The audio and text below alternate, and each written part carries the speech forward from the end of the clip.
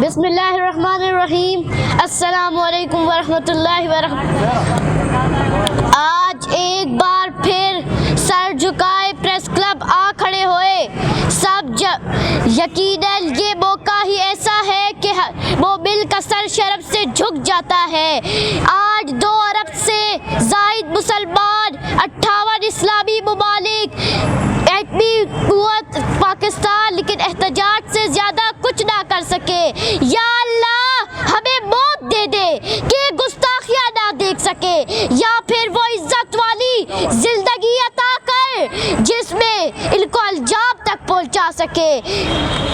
یا اللہ اور انجام بھی ایسا بھیانک ہو کہ ان کی نسلیں بھی یاد رکھے۔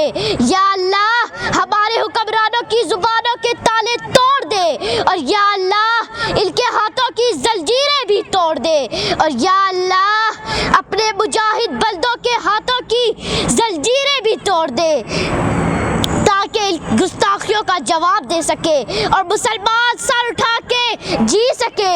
آمین یا رب العالمین۔ شکریہ۔ پاکستان مرکزی مسلم لیگ پشاور۔